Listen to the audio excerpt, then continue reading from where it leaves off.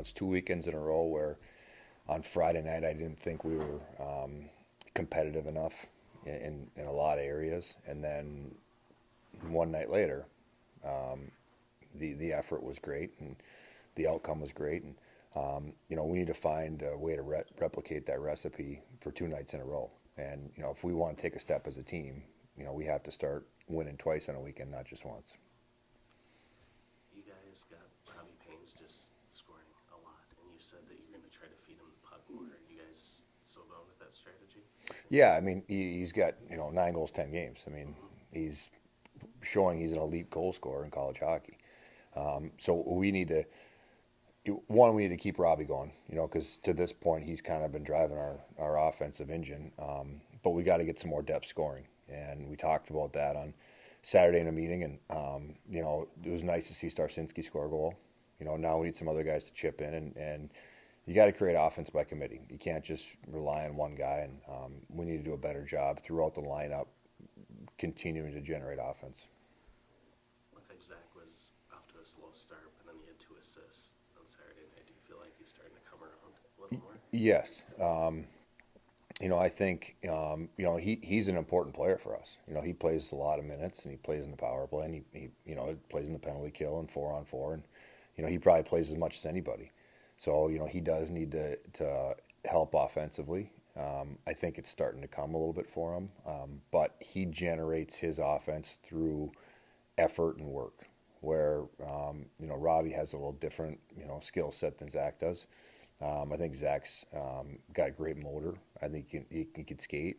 Those are attributes that he needs to continue to bring to each and every game. And when he is skating and when he's playing hard, and both Saturday nights in a row, I thought he was, really good. And on Friday, he kind of took a step the wrong way. So, we need to make sure that we talk with Zach about how important he is to our program and help continue to grow his game. Robbie said on Saturday that he even could be more consistent. Was that just him being humble, or do you see other parts of his game where he needs to maybe be more consistent on a nightly basis? Well, I mean, I think you'd like him to score every game. I'm sure he'd like to score every game, but in the back-to-back Saturday nights where we needed him the most, he was there. So would it be nice to get, that's where you like some depth scoring, where on those Friday nights, maybe he's off a little bit, or, Troy Loggins maybe it might be off. We need Adam Rockwood needs to start scoring. He plays too many minutes to not have a goal. So, and Zach's in that same category. And, it's nice to see Joe Nardi start getting some offensive production. But at this point of the year, it is what it is.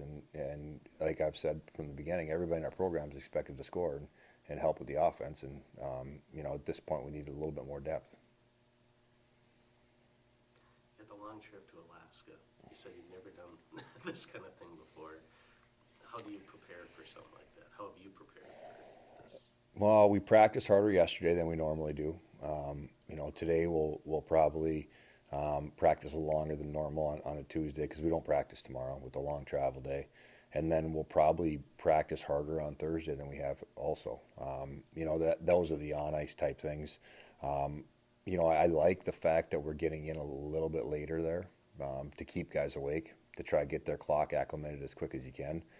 That'll be the challenge on Thursday for us, is we get in late Wednesday night and trying to get guys up and moving on Thursday, and so you're not sleepy and tired, because at times up there you don't get a lot of sunlight.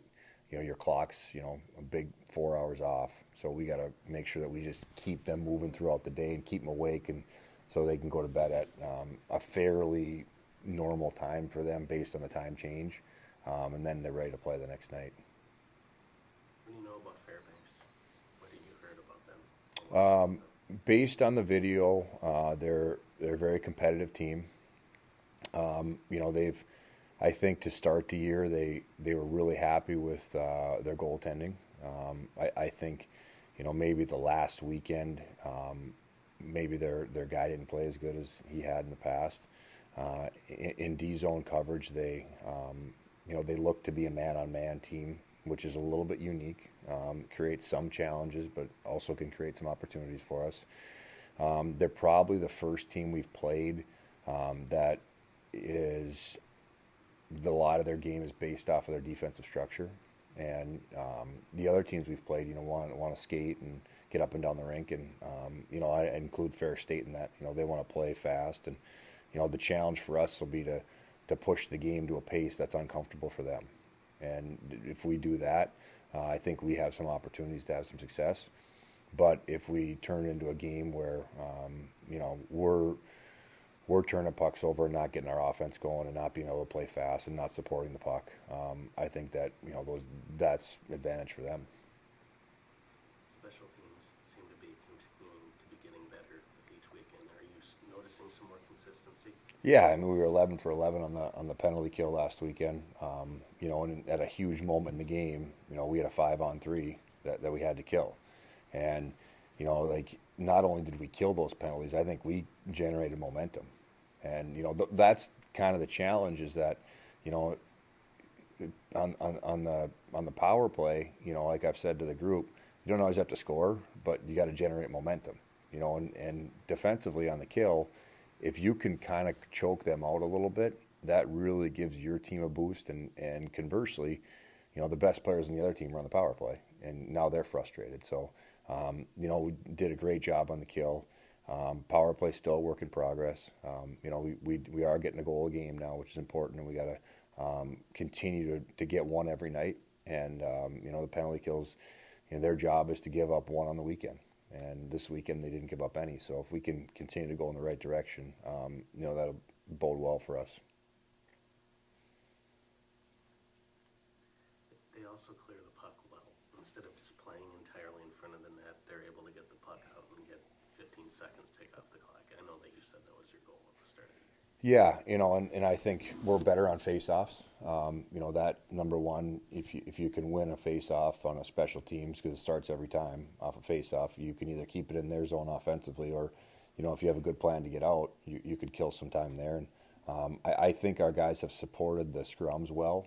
We've tried to get our three guys in there quicker than their three, and you're all in at that moment. You got to get it out, because if you get caught and they can get it out of that area, then they have an opportunity to 2-on-1 you at the net front. So we've worked on that in practice the last couple of weeks, and those are entries and clears are really important things on a penalty and face-offs.